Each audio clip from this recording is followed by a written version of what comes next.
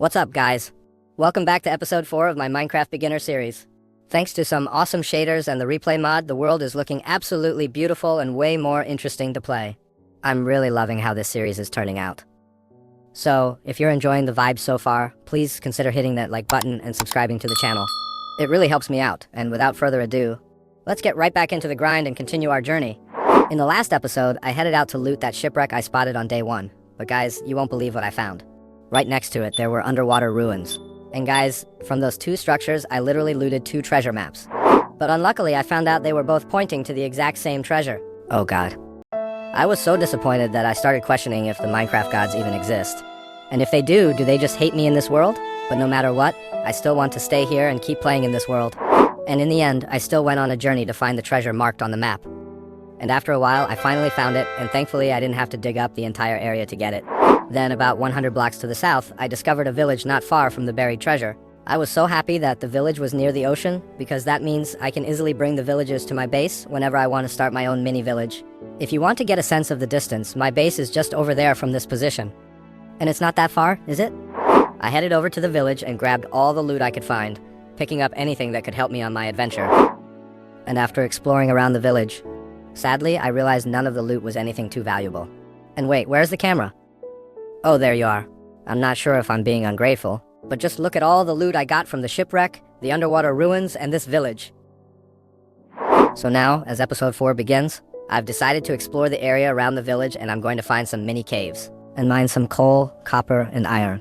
And for anyone who didn't know, copper can now be crafted into copper tools and armor. Honestly, I'm so glad Minecraft made this change. It makes copper way more useful in the early game. After that, I headed back to my base quickly because I want to store all the loot I'd collected and free up space in my inventory for mining. Then I headed back to the village and began scouting for small caves to start mining. In this cave, I mined my very first copper ore. I was honestly so happy I could finally make some armor to protect myself from all the mobs attacking me. And one thing I really love about mining copper is that you get so much from just one ore, and it's like using a fortune enchanted pickaxe. And here, I only mined 3 copper ores, but ended up getting 10 raw copper. What an amazing start to my mining journey. Then I continued exploring other caves like this one, and sometimes I'd light up the entire cave first before mining, just to make sure I wouldn't get surprised by mobs, especially creepers. I also mine a few blocks behind the ore because sometimes there's even more hidden back there. As you can see, I'm not that far from the village. I set my spawn on some beds there, so if I die from a fall or a creeper, I can get back quickly and grab my items. By the way, I think I'm the type of player who collects things that I don't have while exploring, because I always figure they might come in handy later in my journey, like this pumpkins. After grabbing this last pumpkin, I decided to slaughter these cows so I could get food and leather at the same time.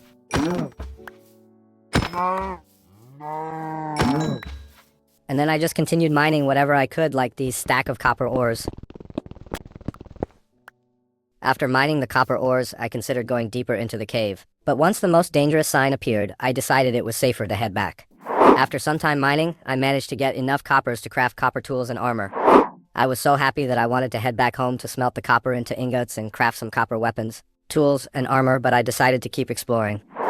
After spending some time mining around the village, I finally discovered my first iron ore on this side of the village.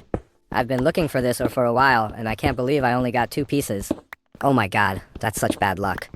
By the way, I'm gonna mine these coals to use as fuel, and don't mind if I do. Oh wow, I just want to say, that's a lot of coal just in this area, and I'm really happy with that. I'm just hoping I get the same luck with iron or diamonds. Look at that, more copper ores. Don't mind me, I'm just going to mine them. Up in the northern part of the village, I spotted a broken portal. I was so excited that even with the night is coming, I went to it anyway and planned to sleep right nearby. I decided to place my bed right here next to this glowing block so I could have some light for the night. You can see the village from here, and it's actually pretty close to this ruined portal. But first, I'm going to mine these blocks, because as someone who enjoys collecting items while exploring, I think they'll be useful later on. And finally, I decided to loot the chest and see what valuable items were inside. Wow, a golden boots and a golden apple. Wait, golden boots with Frostwalker 2? I really want to try that out in water. And there's some glistering melon slices, but I actually don't know what they do or what they're used for. Anyway, I'm just going to take them all. And after that, I decided to grab my bed and put on the golden boots with Frostwalker 2 on it, because I was so excited to try them on the water. Alright, here we go. Wow, that's awesome. I wonder if I can actually step on it. Interesting. So, if you move too quickly, the ice doesn't form fast enough and you can outrun it. Alright, I'm going to walk on it again. Let's see if we can make it across at full speed. Yo guys, this is so awesome. I can cross to the other side of the river without swimming. Maybe I can even walk all the way back to my base like this. After a while of trying it, I just thought of something, and I'm going to try it now. By the way, I just upgraded my boat so I can have more storage while on my journey. And yep, this is what I was thinking, that can I still ride my boat in water while wearing these boots? I guess not, because ice is forming around my boat and I got stuck. And as soon as I got out of the boat, the ice is forming around me again. So I decided to take my boat with me and just walk around until I reach my base. That way, I can explore more and also get familiar with the area. So, after a long run through the forest, I finally made it back to my mini island base and started smelting the raw copper I mined, so I could craft some copper tools and armor. While the copper was smelting, I sorted out all the items I gathered on my journey and stored them in my chests. And after smelting enough copper, I crafted myself a full set of armor. Now I finally have some protection, and I can explore more while feeling safe. I also crafted some copper tools and kept them as a backup for when my stone tools break. And after a long time of exploring, mining, and smelting, I can finally wear a full set of armor. I know it's not the best protection, but at least it's way safer than having no armor at all. I'm so happy because even though I'm still a beginner, I never thought I'd actually make this much progress, and hoping that I can do more things like building some structures and making some farm. So if you're enjoying the journey so far, please consider liking and subscribing to the channel because it really helps me keep going. As I continue smelting my raw copper, I decided to craft another furnace to make the smelting process faster. After that, I noticed I used wooden planks under my lightning rod, so I decided to climb up and replace the blocks above with cobblestone. That way I can avoid lightning burning my base. Okay, so I'm not 100% sure if these wooden planks will catch on fire if lightning strikes the rod, but honestly, better safe than sorry. Let's not lose the whole base to one unlucky lightning bolt. Now I'm planning to build a big boat next to my base and turn it into a little home for villagers. It's basically a house and a base combined, just designed as one big boat. Okay, slight problem though. This is my first time ever building a boat or ship in Minecraft, and I'm already making it really big. I swear this isn't a joke, this is actually my first attempt, so expect a lot of mistakes. After surveying the area, I decided to build my massive ship right here and connect it straight to my mini island base.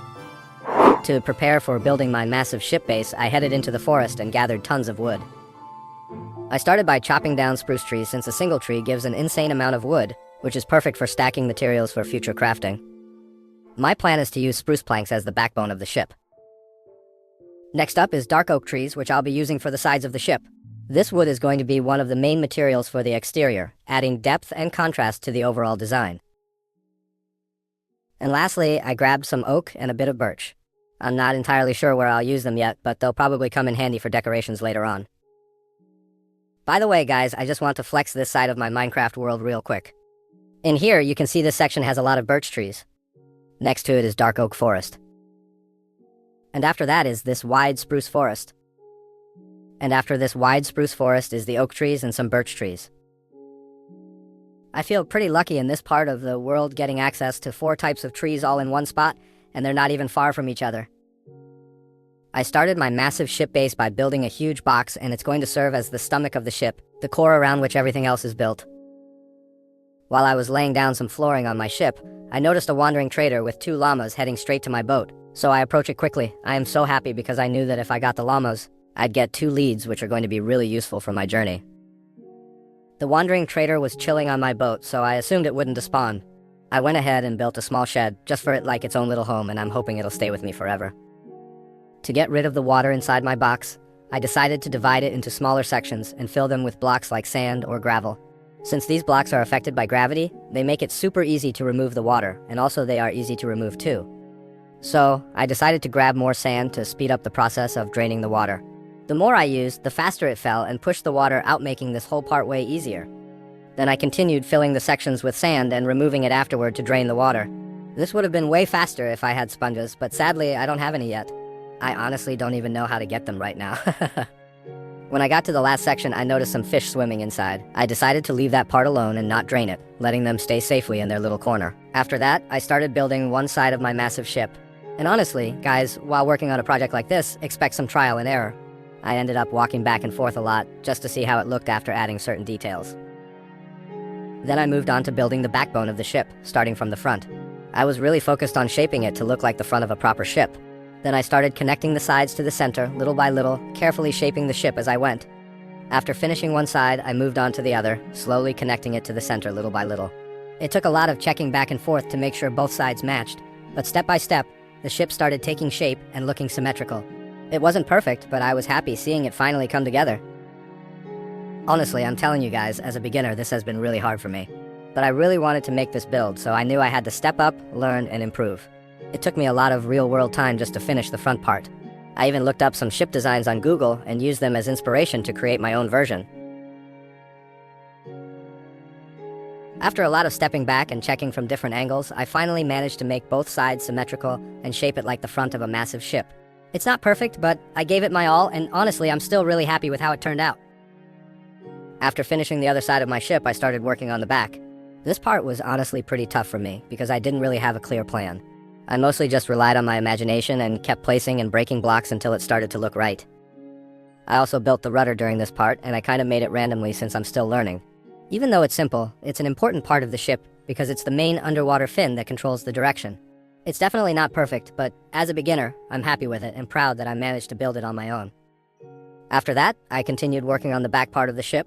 My plan for this area is to turn it into a villager house, but instead of just one room, I want it to be more like an apartment building with lots of beds. I'm really trying my best to make this part fit with my massive ship. Honestly, I don't even know exactly how I want it to look yet, but I'm going to build it anyway and figure out little details along the way to make it look good. By the way, guys, I want you to meet my 2 new zombie friends. I got them while building the back part of my ship and made them ride in my boat. I also did a little research and found out they're unlikely to despawn while in a boat, so I'm hoping that one day I can cure them and turn them into my villagers. I began putting together the ship's platform, and as you can see, this ship is really wide, almost like a cruise ship. While working on it, I added some torches as lights to prevent mobs from spawning, because there's no way I want creepers blowing up all my hard work. Step by step, this project of mine is starting to feel more and more like a real ship. Then I started working on the flooring for this part of the ship, but I made sure to leave some space for stairs so I could easily get down to the bottom later. Then I continued building the walls for the back part of the ship. As I added more layers and details, I started realizing that from the outside, it actually looked kind of plain and boring, definitely not as impressive as I hoped. So, I decided to add something like a frame or brace on the exterior part. After putting that in, it honestly started to look way better for me, and now it feels more like a proper, habitable structure instead of just a plain wall on the outside.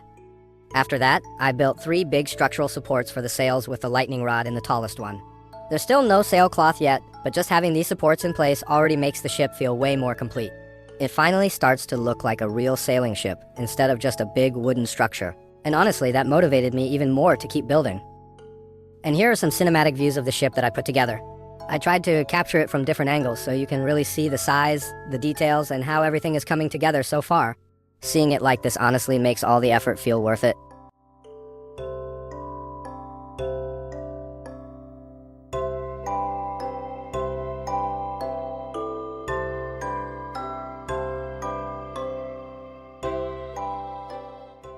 For this part of the ship, I decided to create an area where I can look out and view the land behind my base. It's kind of like a lookout spot, and I think it's a nice place to just stand, chill, and enjoy the view. Then I started constructing the roof for this section of the ship, which really helped make it look more like an actual cabin instead of an open structure. I also decided to remove the stairs inside and turn the whole cabin into a sleeping area for villagers with a balcony at the back. After that, I began constructing the entrance, or the front view of the cabin, to give it a proper and more welcoming look. And after a lot of trial and error while designing it, this is how the front of the cabin looks now. It has 2 entrances with doors that can open, and I added some stairs so the villagers can access it more easily. I also added a small canopy for extra detail. It's not much, but I honestly like how it turned out. And after all that hard work gathering wood, fighting phantoms, and going through tons of trial and error, I can finally say I somehow made it. I built my very first massive ship base, and it's big enough to hold some villagers. For now, I've mostly focused on making the outside look good. I still haven't decided what I'll do with the inside yet, but at least I finally have a proper base and shelter. Next, I might start bringing some villagers here to keep me company on my massive ship base. So for now, let's take a moment to enjoy some cinematic views of my massive ship as I finally wrap up the exterior. After all the hard work, this is the part where we can just sit back, relax, and appreciate how the build turned out so far.